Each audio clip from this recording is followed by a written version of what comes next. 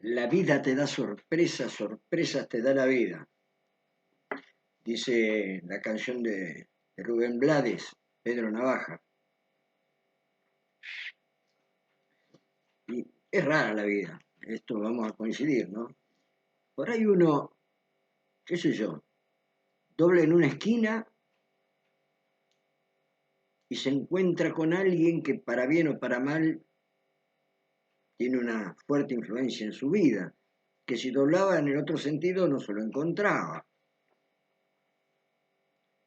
Bueno, en este caso, lo que yo quiero mencionar bajo esta afirmación de estas sorpresas que a veces se producen en la vida, es que siendo muy joven, una de las costumbres que yo tenía en Buenos Aires era recorrer las librerías de la calle Corrientes y hurgar entre las ofertas de libros. Básicamente porque no tenía más plata que para aprovechar esas ocasiones. Y por ahí, porque sí, porque me llamaba la atención un título o lo que fuere, me hacía de un libro que era muy barato, en muchos casos usados. Bueno, y así fue como me crucé con este libro. Fíjense el estado en que se encuentra. Está conmigo hace, qué sé yo, más de medio siglo. Y yo lo conservo como un bien. Un libro evidentemente usado porque, bueno, tiene escritos hacia los costados, subrayados, no a mi manera, porque, bueno, por una cuestión de fetichismo no lo hago, y si lo hago con mucha prolijidad, pero este tiene subrayados así bastante gruesos y cosas a los costados, escritos. El alma del niño proletario.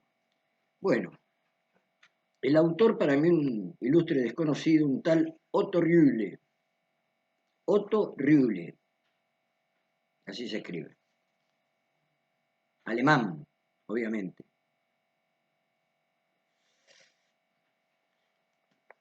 Quiero hacer un paréntesis. Tal vez quienes han visto más de uno de estos videitos que yo publico, ya lo habrá advertido. Yo no tengo ninguna limitación en cuanto a referencias. Desde mi punto de vista, una actitud ecléctica, digamos, llamémosla así, me permite tomar información o tomar conceptualizaciones de la fuente que sea, de las referencias que sean. No me importa la ideología o la creencia de la persona o la adhesión a tal o cual espacio religioso o político. Bueno, si lo que dice me resulta de interés y me ayuda a mi propia reflexión, a constituir mi propio punto de vista, bienvenido sea.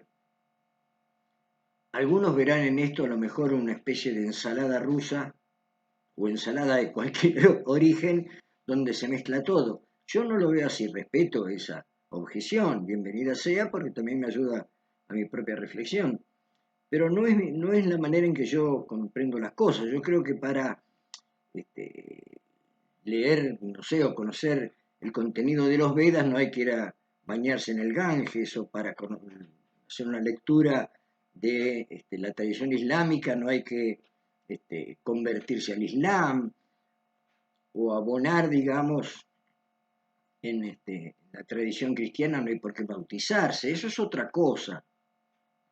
Eso es una decisión personal de adherir a tal o cual corriente, partido político, institución religiosa, eso es otra cosa. Pero en cuanto al conocimiento, bueno, yo no tengo por qué privarme de acceder al conocimiento de cualquier origen, en la medida en que me parece interesante, me parece valioso y que, como dije antes, me ayuda a pensar. En este caso, este señor Otto Rühle, que para mí, insisto, era un ilustre desconocido, bueno, después,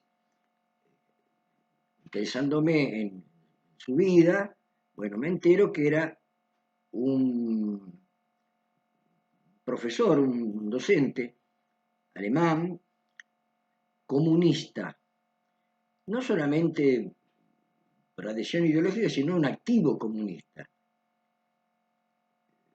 un protagonista del comunismo del siglo XX, muy importante, y que en algún momento, una vez que se consolida la revolución bolchevique en Rusia y él concurre a Rusia, a un congreso del partido, del movimiento de izquierda, bueno, él hace objeciones muy fuertes sobre el modo en que se está desarrollando esta ideología en los hechos, cuestiona mucho a lo que él considera la burocracia del partido, se diferencia, cuestiona fuertemente a Lenin, al quien lo considera una persona que está equivocada, es expulsado y termina su vida en el exilio en México, igual que Trotsky.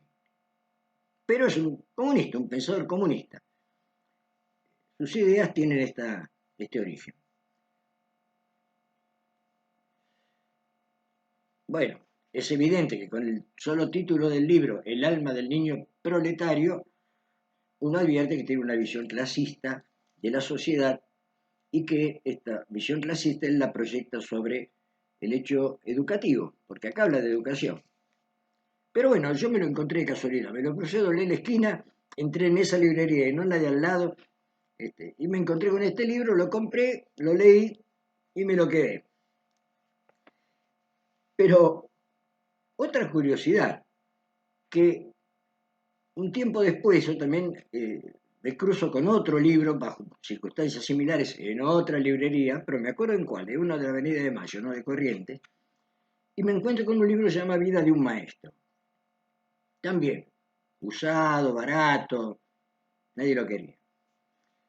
Me lo compro, lo leo, y me encuentro con un personaje, una persona, no un personaje, muy importante de la educación en el Uruguay, en Colonia, Gesualdo Sosa.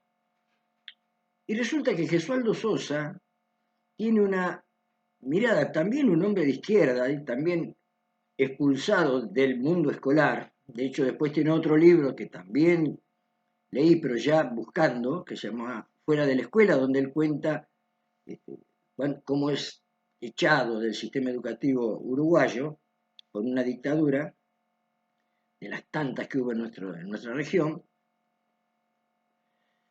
pero que también se referencia con el pensamiento de Otto Rühle. Gesualdo Sosa, tipazo, hay que estudiarlo, hay que conocerlo, su enfoque de la pedagogía, de la educación activa, él era un maestro en la zona de Colonia, en la región de Colonia, en la localidad, ahí en el Uruguay, vecinos nuestros. Y también está relacionado con el pensamiento de Otto Rühle. Y a su vez, ambos tienen como referencia psicológica al médico Alfred Adler, a quien conozco por otra vía. Bueno, eh, una breve referencia de Adler. Adler fue colaborador de Freud, médico y terapeuta también, Adler. Pero en algún momento, alrededor de 1900 y pico, 1910, 1911, él cuestiona la teoría sexual de Adler, su enfoque psicoanalítico, y abre su propia vía. Como un buen discípulo se diferencia de su maestro. Y digamos, elabora lo que él llama la psicología individual. Voy a tomar.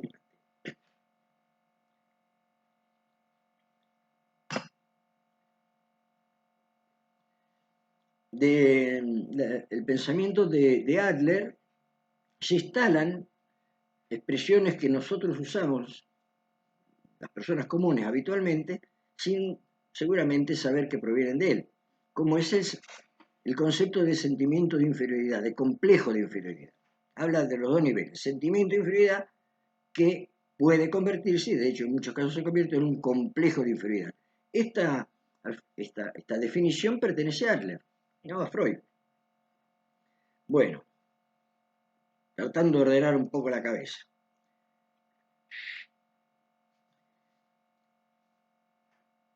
¿Qué es lo que me ha ayudado a pensar el enfoque de Llulle en el alma del niño proletario, la psicología de Adler, la experiencia de Gesualdo Sosa?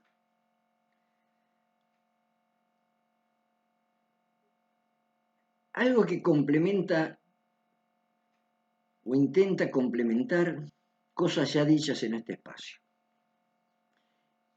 En cuanto al alumno, en cuanto al niño, debo aclarar que en general yo pienso en términos de educación inicial y primaria, sobre todo de educación primaria.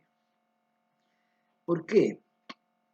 Porque no tengo ninguna experiencia práctica en la escuela media. Nunca trabajé en la escuela media. Básicamente trabajé en escuela primaria y en nivel superior, terciario y universitario. Y por lo tanto, aquello que yo pudiera decir respecto de la escuela media es de alguien que mira desde afuera y no me parece adecuado. Por lo tanto, a veces digo que esto podría, también esto que yo digo, algunas cosas, podrían aplicarse en el nivel medio de educación, pero en realidad no me corresponde, no me siento con autoridad de ningún tipo para afirmar nada al respecto. Entonces yo hablo de la escuela, básicamente de la escuela primaria, que es la que conozco de toda la vida. Hecha esta aclaración, vamos al tema. En el video anterior yo insisto en definir al pibe, a la piba, nuestro alumno, nuestra alumna, como un misterio, como algo que debe develarse, debe profundizarse con esta actitud comprensiva, con esta voluntad de comprensión. Y más allá de que en principio Otto Rühle lo enfoca, pone el énfasis en la situación anímica del pibe de una clase social que él llama proletariado, es decir, de ese sector en esa concepción de una sociedad de clases más postergada, más sufrida,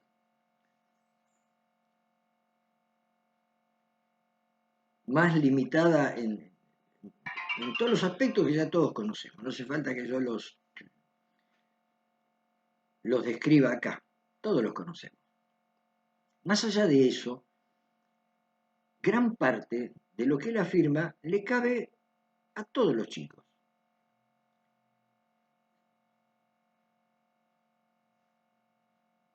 Curiosamente, la psicología de Adler, a pesar de que se llama psicología individual, pone el acento en lo importante que es la cooperación, la solidaridad,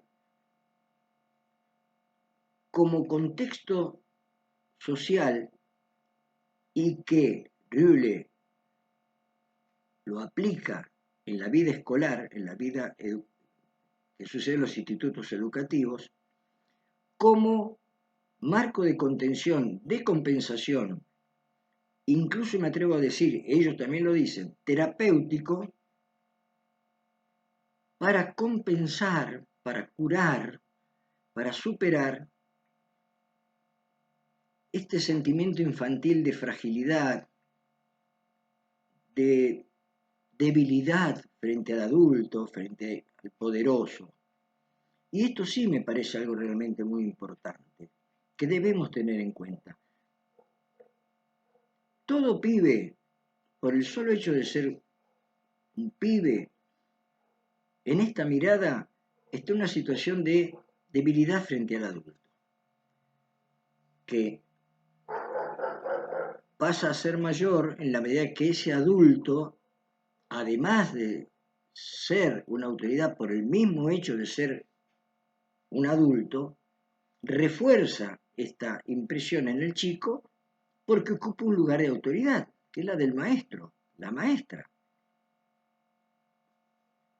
Autoridad por adulto y autoridad por el rol que desempeña. Además, cuando ese chico, esa chica, tiene como cuestión adicional cierta fragilidad mayor por estar en una situación de mayor precariedad social, intelectual, emocional,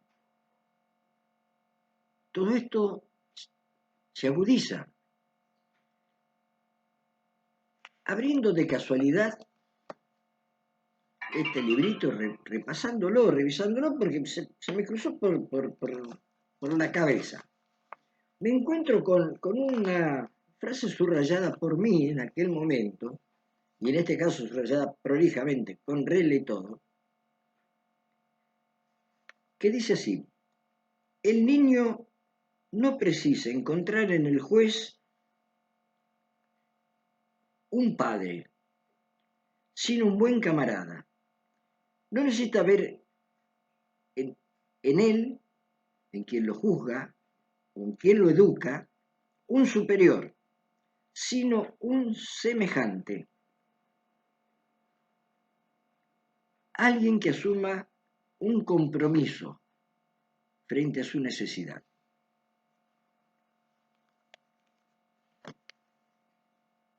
Y esto va en la línea de lo que yo vengo insistiendo tanto, ¿no?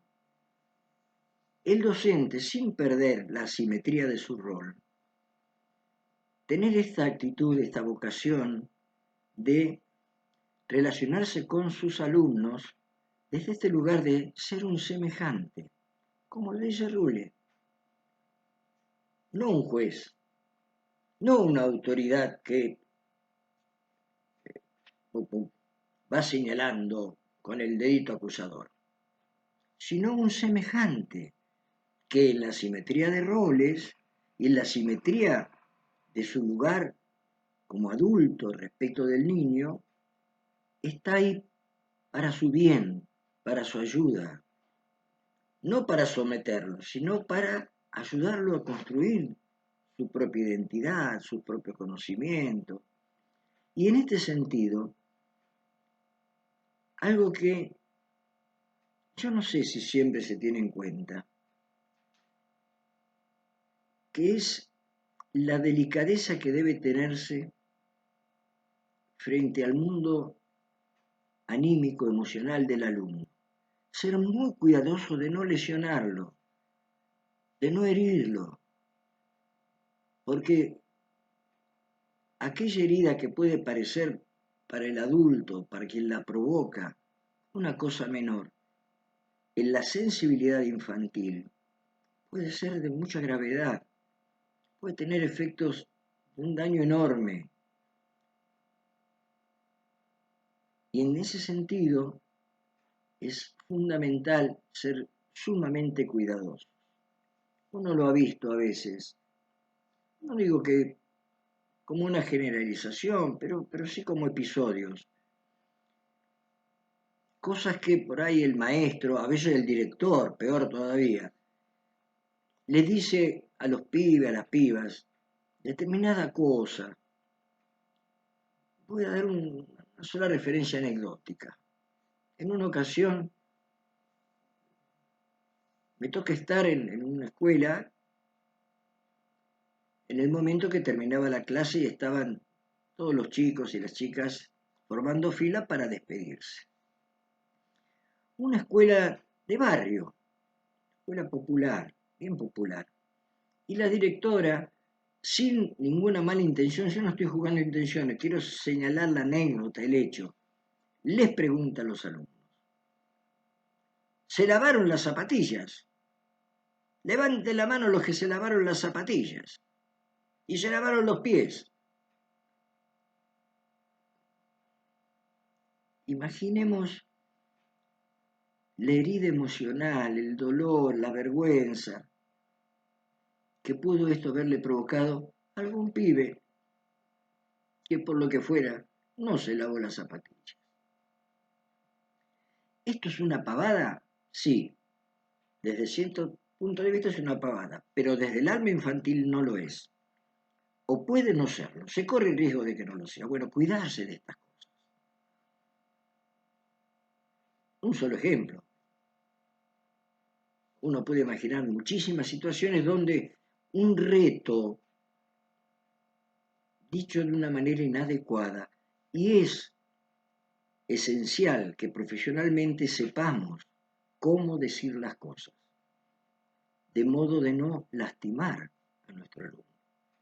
No hace falta herirlo, lastimarlo, para orientarlo en el sentido que uno considera que es el correcto, bajo la circunstancia que sea.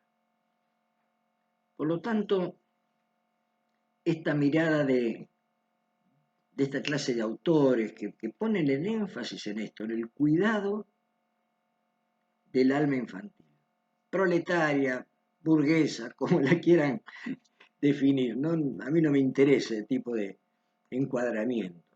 El niño es niño, todos los niños, vengan de donde vengan. Pero sobre todo, bueno, ser muy cuidadosos también cuando estos niños tienen en sí ciertas fragilidades adicionales a las que tienen el común de los pibes. Les dejo un cariño, un saludo grande. Chao.